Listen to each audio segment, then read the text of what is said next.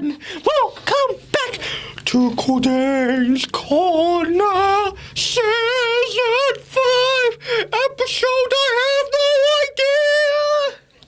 idea! Welcome back, my friends, and you wonder, where have I been?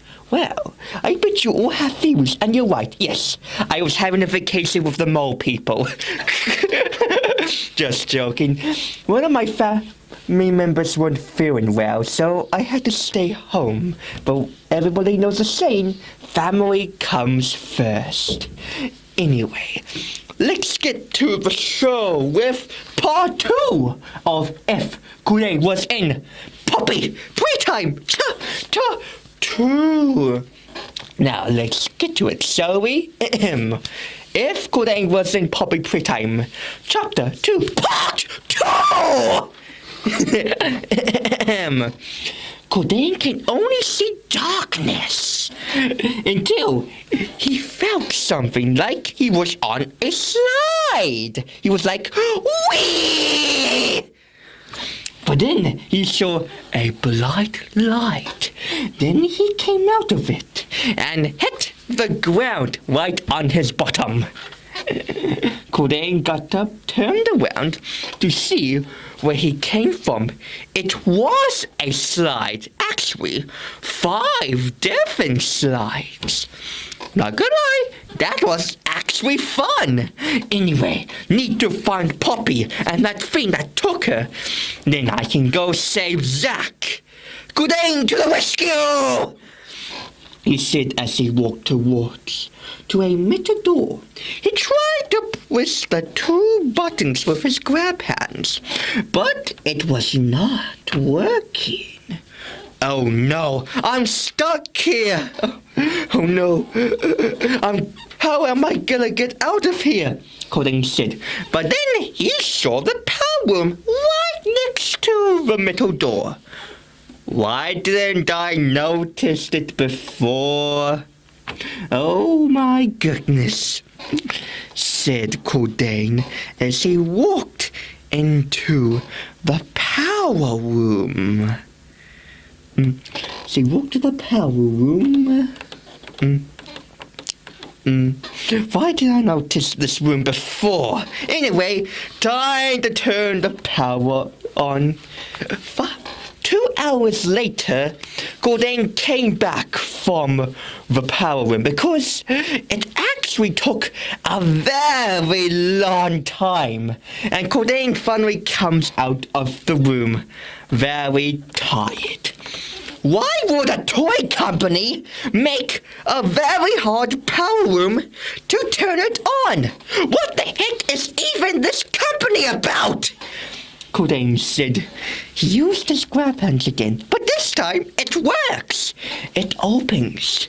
Cordayne walked in once again another long hallway. Then Cordayne noticed another metal door, and this time it only has a ripped button. Oh, this is going to be easy, said Cordayne as he shook the red hand at the red button. But then suddenly, the same pink hand that took Poppy whipped the red hand off the grab pack. Then the pink hand went up in the darkness on the top. Then Cordayne heard a creepy voice that sounds like belonged to a woman. Oh my lord! Can it be a new playmate? Said the voice. As Cordayne looked up, he was shocked and scared to see come out of the darkness is a very big and giant pink spider toy. Sarah would be very scared if she's seen this episode. Anyway, giant pink spider toy with long arms and legs coming out of the darkness with green eyes. It's been so long, said the giant spider as Cordayne's head turned very tiny. Why, you wonder? It's very obvious. Of fear. 'Cause imagine you see a giant spider. Wouldn't you be scared to see a humongous spider? Anyway, Cordayne's head became very tiny because of fear. Cordayne didn't know what to say as he looking at a giant pink spider toy who whipped off his red hat and now carrying it like a trophy. You must be Cordayne. I've heard so much about you. My name is Mummy Longlegs, said Mummy Longlegs. Wait, your name is Mummy, said Cordayne. She got a bit closer. That's right, cutie. The name is Mummy Longlegs, and Playtime thought it was a good idea because I look like a spider and also look like a mummy. Mummy said as she gave out a creepy laugh like this. Making Cordayne nervous as before. Well, it's nice to meet you, Miss Mummy Longlegs, but how do you know about me? He said, as Mummy gave another creepy smile. Oh, from an old friend of mine, she said, as one of her hand went back inside the darkness and grabbed something. It was Poppy, who had a spider web on her mouth.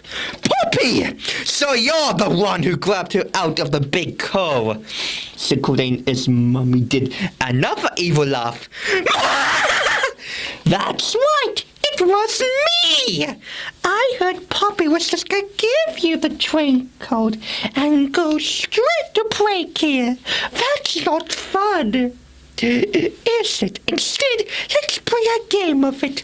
The game station is still running. You have to play. You have to play 3 games. Like Music Memory, Whack a Wuggy, and Statues. And if you win, I'll give you the code and Poppy, and you can go on your way. Go away to Playcare. What you think, Poppy? Said Mummy.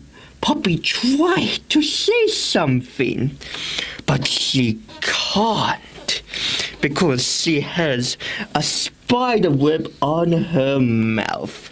Oh, I'm so excited! It's like old times. Hit the Music Memory and I'll get everything started. But if you don't play fair, or you cheated, I will turn you into lasagna. And trust me, you don't want to be lasagna, because it can be very, very messy. Do you understand? Said Mummy, not in her friendly voice. Before that, Cordayne was so scared he almost pooped his pants. Yep, I understand, said Cordayne nervously. Good, see you soon. She said as she did another evil laugh and went back inside into the darkness.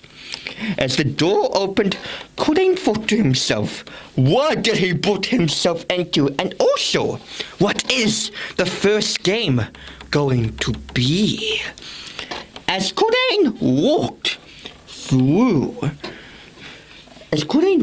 another hallway, wait, how many hallways are in this factory? That's a lot. Then he saw another door, and top of the door is an old sign. It says, welcome to the game station. Cordayne saw a lever, and he pulled it. As the door slowly opens, very slowly, Cordayne wonders what the game station is going to be. Hopefully, actually a good place. But when the door fully opens, Cordayne walks in and shocked to see, the game station. It was big. It has playground and 3 rooms with doors on the ground. And the signs of them, they say music memory, wacko-wuggy, and statues. These must be the games Mommy was talking about, Cordayne thought to himself. Then he saw, and what in front of himself was the train. The way to get to play to save Zack. But first, he must save Poppy and get that code. Bum bum bum. And get the code. As Cordayne walked in, he saw something else. A control panel. He saw 3 levers and 2 buttons. A green button that looks like a hand shape and a normal red button. And for some reason, he wants to touch it. Because Cordayne loves pressing buttons. And everyone knows nothing bad happens when you touch a button. Why?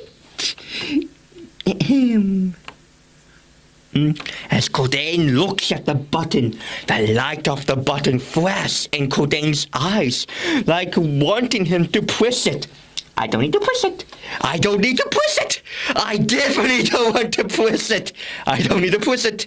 I definitely don't need to push it. I don't need to push it. I need to push it, said Cordayne as he hit the red button. Then the game station came to life.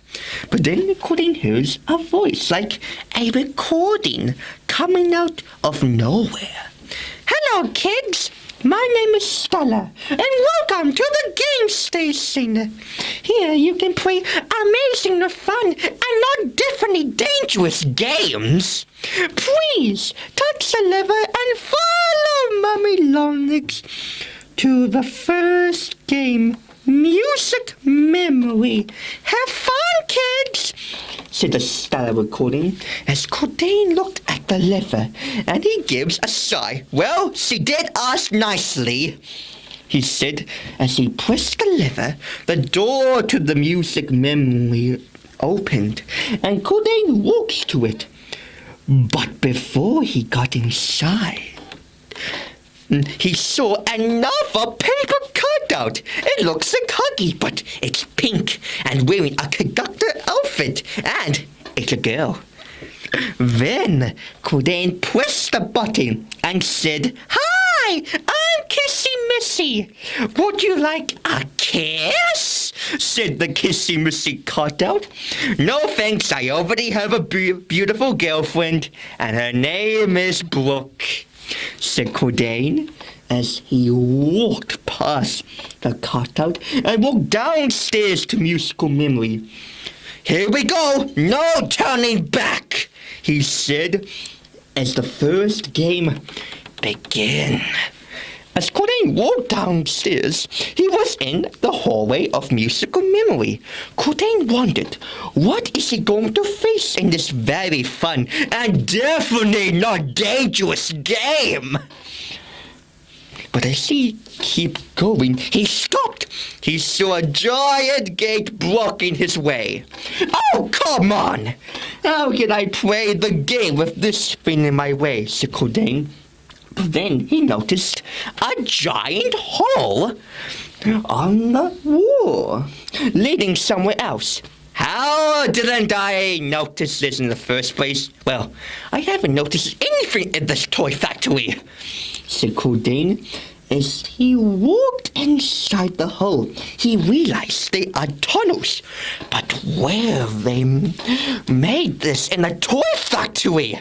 This kept giving Cordayne more questions, not answers.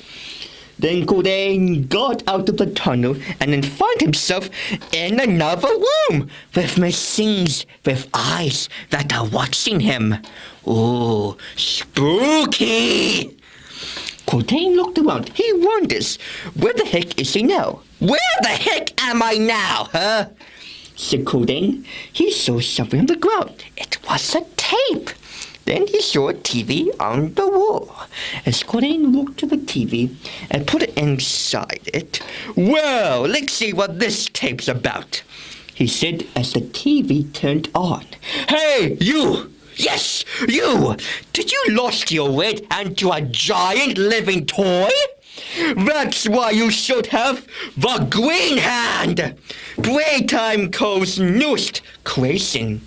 Well, what can you do with it, you ask? Well, the Green Hand is a wonderful thing and very easy. The Green Hand can shoot electricity, and all you need to do is press the green button, then all the electricity will go in it. Then press another button, then the door opens. But you must hurry, because the electricity doesn't last long. If you miss it, let's say you'll be cut in half like a tasty hot dog and ketchup all around the floor. Just like poor Jerry. Poor Jerry. He didn't saw that door coming out of nowhere. Anyway, have fun! What's the time? Playtime, said the TV. Then it turns off. Cordayne knows what he must do now. I know what I must do. It's time to make a green hand, said Cordayne as he got ready to do some work. 5 hours later, the green hand was finally made. And you wonder why? Well, it was very quick. You want to know why? In the game, it is very too long. And this story is awfully long as it is. So I thought, why don't I skip a few parts? Anyway, Cordayne looks at his new hand. The green hand. He grabbed it and put it on his grab pack. Cordayne has 2 grab hands again. Yes, finally. That means I don't need to keep using one hand for everything, said Cordayne. As he left the room, he was in the tunnels again. He didn't know how long the tunnels were, because it felt like it's been a long time. Then Cordayne got off the hole and was back where he was before. Or was he? Well, I'm back here. Wait a minute, said Cordayne, as he realized he wasn't in the same place.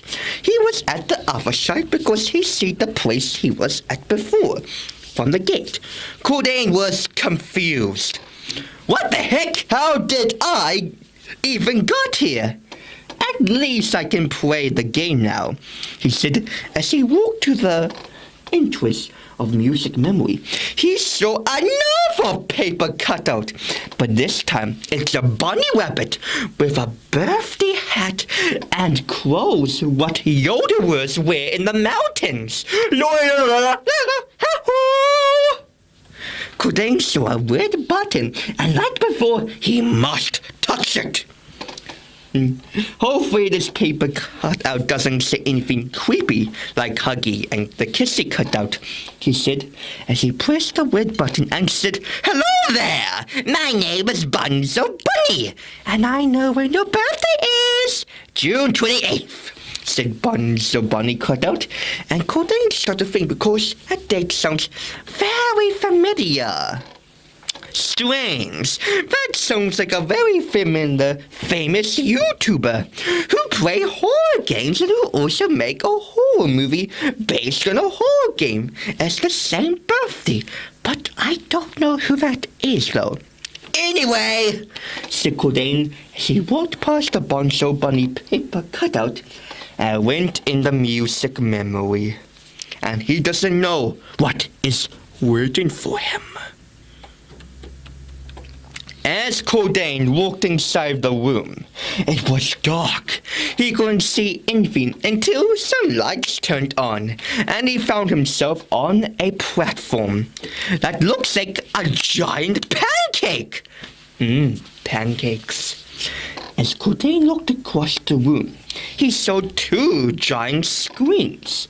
As they turned on, the video plays on. Hello, kids! Welcome to Musical Memory. This game is about remembering what color you see on the TV, on the screen. It will appear on the screen, then a button will appear. You must put the pattern in the right order.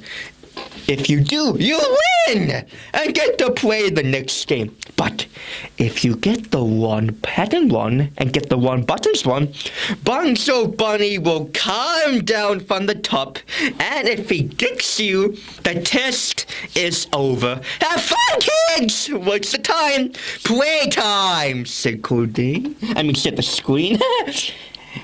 As it turned off, and Cordayne looked very shocked what he saw. I thought this was a kid's game. What kind of place is this? Said Cordayne, but then he heard a loud noise. He turned around, he looked up and saw a big window. And there was Mommy Longlegs pressing her body onto the window. Oh, isn't amazing? Mommy hadn't seen this place on the running for years. Mommy can only imagine how excited Bonzo is going to be to finally to play again, to entertain, to eat, said Mommy Longlegs. As Cordayne looked up in horror, he saw Bonzo coming down very slowly, held by an old rope. As he got closer to Cordayne, almost to his head, I'm hungry, said Bonzo, as he licked his lips, and he played the two golden symbols. Well, that's the dinner bell. Good luck, said Mommy Longlegs. I think I need more good luck to beat this game, he said as he watched Bonzo go back up. I hope you fail! Oh, be quiet, Bonzo! said Cordayne as he got ready for the first game of Mummy's Death Game Max. As Cordayne was ready, the first buttons appeared, and the pattern on the screen. It was red, blue, green, and Cordayne got it very correctly. Well, this is actually easy. Why I thought it was hard, said Cordayne, but he was going to regret it. Saying that because it got very fast, like more colors appeared, like orange, gray, violet, even rainbow. When was rainbow a color? Said Cordayne. Actually, rainbow is a bunch of colors, said Mommy Longlegs. Yeah, but still, why rainbow? Said Cordayne. Then things got more strange, like things that are not colors, like the letter A, a picture of a dog, and a mime slapping another mime's croissant, and words say, will you marry me, appeared. What the heck? These are not colors. And who put will you marry me in it? Said Cordayne. Nobody knows, said Mommy Longlegs, giving a playful wink. I think it was her. As Cordayne kept trying to press buttons as fast as he can, he looked up and saw Bonzo coming closer, putting a bib on, a fork and a knife, and the bib says, I like to eat humans. As Cordayne saw this, he knew what he has to do. Oh no! I'm not getting eaten by a living toy today. It's time to go maximum overdrive! And no, not like the movie made by Stephen King, said Cordayne, as his eyes turned yellow and his hair went straight to Super Saiyan Goku hairstyle. Cordayne shouted, Super Maximum Overdrive! He used the grab and so fast he keep pressing every button as fast as he can do. As for Bunzo, he just started to laugh. Ha ha! You think this will help you? You're very bad at this game, you know. You're so toy food right now, said Bunzo. But as he laughed, the old rope started to whip. Then it snapped. Bunzo heard the noise. He looked up and saw it and realized it snapped. Then he looked down, then looked up again and said, "Oh, poop." "Ah!" said Bunzo as he started to fall down. Cordayne heard the scream. He looked up and saw Bunzo falling right towards him. "Ah! Make way for Bunzo!" said Bunzo as he screamed out. As he fell, Cordayne saw it also screamed like this. "Ah!" As Cordayne jumped off the platform, Bunzo landed on the platform and kaboom!